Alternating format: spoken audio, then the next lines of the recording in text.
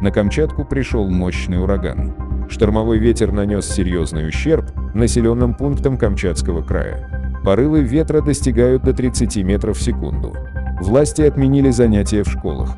Жителей попросили по возможности оставаться дома.